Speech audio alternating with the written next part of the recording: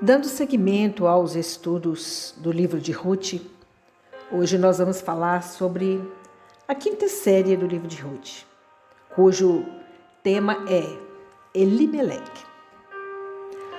O livro de Ruth abre com uma apresentação de vários personagens. Tal início precoce dos personagens é bastante incomum na escrita bíblica. Muito mais comum é o padrão no qual um único personagem é introduzido. Seus pais e antepassados são completamente descritos e sua história é então relacionada. O foco geralmente está em uma pessoa e não no grupo. Conclui-se, portanto, que esses personagens devem ser importantes na definição do tema do livro. Agora é verdade que Mahlon, Quilion e Elimeleque passam rapidamente de cena e Orfa o segue logo depois. No entanto, eles jogam uma sombra sobre toda a história. Como explicamos na introdução, a restauração da semente de Elimeleque por Boaz, através do casamento levirata com Ruth, constitui o primeiro ciclo redentor do livro. Nisso reside a importância da introdução precoce do ex-marido de Ruth, cunhado e pai deles. Mas quem foi Elimeleque? O texto realmente não nos diz, mas os sábios o fazem, e assim nos envolveremos em engenharia reversa, tentando entender sua visão dessa personalidade complexa e depois apreciar os antecedentes de sua interpretação. Não vamos nos concentrar tanto nos detalhes quanto nos conceitos. Devemos estar cientes de que eles ensinaram em enigmas e parábolas e que nossa tarefa é extrair e reafirmar sua mensagem na linguagem conceitual que usamos hoje. Há uma escassez de pistas, mas a primeira é o próprio nome de Elimeleque. Assumimos que os nomes dos personagens bíblicos não são acidentais, mas refletem sua essência ou comemoram os principais eventos de suas vidas.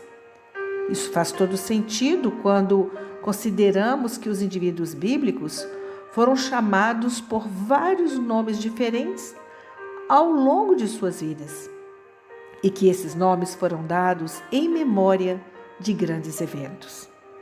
Não havia registro estaduais ou números de seguridade social, e nomes serviam a um propósito muito mais fluido do que hoje.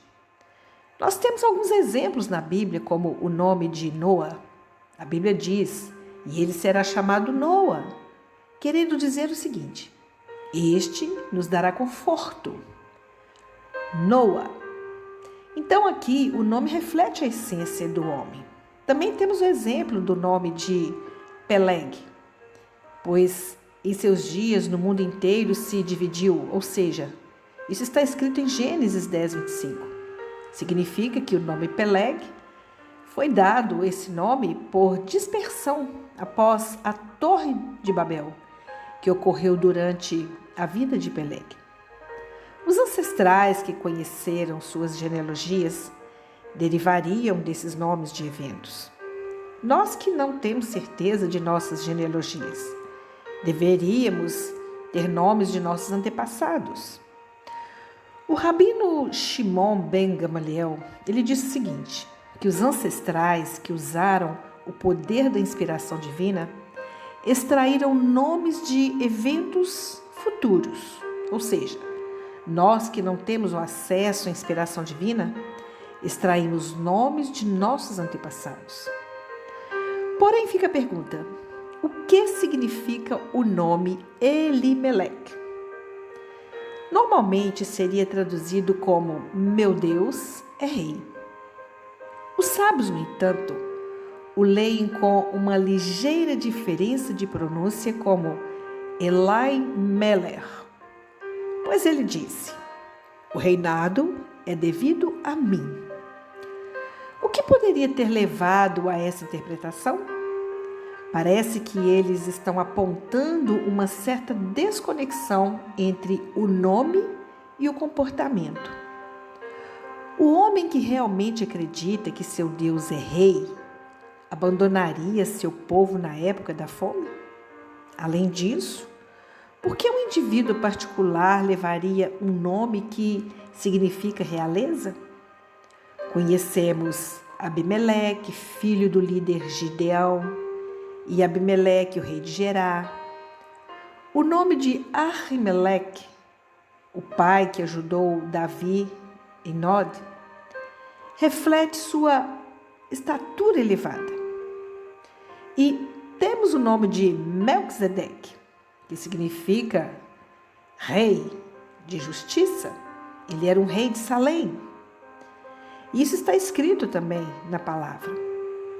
Quando os reis governaram, meu Deus é rei. Esse nome denotou não apenas poder espiritual, mas também político. E Gideão lhes disse: eu não reinarei sobre você e meu filho não reinará sobre você. Hashem, ou seja, Adonai, reinará sobre você. Isso está escrito em Juízes, capítulo 8. A segunda pista de que esse nome deve ser interpretado é como o versículo o apresenta. Ele propositadamente chama nossa atenção para ele, pois primeiro nos diz que um homem saiu e depois nos diz que o nome deste homem era Elimeleque. O padrão usual é o contrário. Primeiro, nos é dito o nome de um homem e os antecedentes familiares, e somente então suas ações são descritas. Há literalmente uma lacuna entre o homem e o que ele chamava de si mesmo. Finalmente, a descrição da partida de Elimeleque é frugal e desprovida de detalhes. Isso sugere que o narrador não estava feliz com ele, pois quando Deus aprova uma jornada, os participantes, suas famílias e até seu gado são descritos em detalhes amorosos. A resolução dessas irregularidades é principalmente exegética. Os sábios devem ter pensado que Elimeleque interpretou mal o seu destino. Ele pensou que seria rei. Ele estava certo em que o reinado estava destinado a vir de sua descendência. No entanto, ele também estava gravemente errado, pois ele próprio não estava apto a se tornar rei em Israel. Em vez disso, foi Deus quem demonstrou sua soberania, provocando a cadeia de eventos que culminou no estabelecimento da monarquia em Israel. Aparentemente, Elimeleque abandonou seu povo porque desprezava seus líderes. Eles o rejeitaram como rejeitaram os outros. Ele estava certo, mas havia talvez um elemento pessoal em sua reação. O nome do homem era Elimeleque. Como Elimeleque sabia que havia uma justiça escrita no mundo? Quando ele viu que sua geração desprezava grandes homens, ele disse: certamente irei daqui, para não ser pego no meio deles. Elimeleque foi um dos grandes homens e autoridades em Israel. Quando chegaram os anos da fome, ele disse: agora todos eles chegarão à minha porta, cada um com seu copo implorador na mão. Ele se levantou e fugiu deles. Aparentemente, ele estava disposto a ajudar apenas se ele usasse o manto de autoridade. Esse é o comportamento de um líder que ama e se importa com seu povo, mesmo que ele não mereça totalmente o respeito dele. Ezequiel, capítulo 10, versículo 3, fala que Deus castiga os líderes de Israel como sendo raposas nas ruínas. E existe um midrash que explica o que uma raposa observa nas ruínas. Quando vê as pessoas chegando, foge imediatamente. Vocês líderes não ficaram entre as ruínas como Moisés? Como era Moisés? Como um pastor fiel cuja cerca caiu quando a escuridão se aproximou. Ele se levantou e o cercou com paredes reconstruídas de 3 direções. Permaneceu um espaço que ele não conseguiu reconstruir. Ele ficou na abertura e a bloqueou com seu corpo. Um leão se aproximou e ele lutou contra o leão.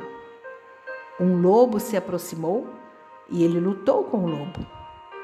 Vocês, líderes, não ficaram na abertura como Moisés. Se você tivesse feito isso, seria capaz de resistir à ira de Deus. Elimeleque parece ter sido um homem de fé que não era ou não podia ser totalmente fiel. Ele era um líder que possuía as qualidades necessárias, exceto o de profundo amor e preocupação com seu rebanho e de sua desconsideração de seus próprios valores e direitos. Talvez ele nem estivesse plenamente consciente dessa falha, mas Deus estava.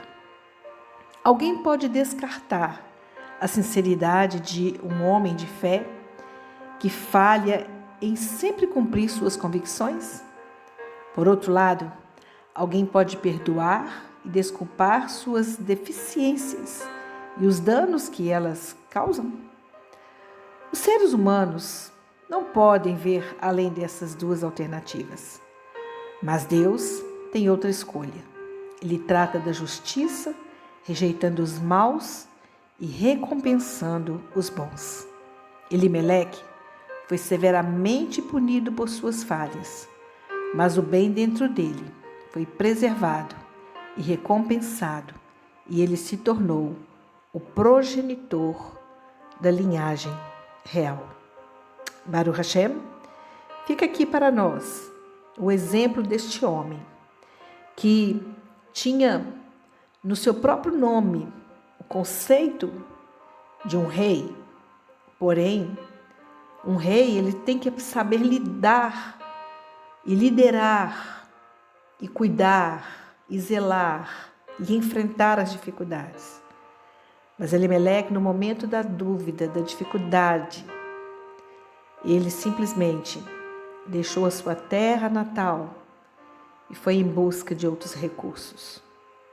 Mas o resultado foi que ele morreu fora da cidade. E todo o plano que Deus talvez tivesse para ele foi deixado para trás. Mas sabemos que, independente disso, Deus ele não deixa a desejar. Ele realmente corrigiu Elimeleque. Mas nós sabemos que de Elimeleque pôde vir, muito depois, algo que foi bem sucedido. Porque Ruth se casou com seu filho e seu filho faleceu, mas Ruth seguiu junto com a esposa de Elimeleque, uma mulher sábia, uma mulher entendida.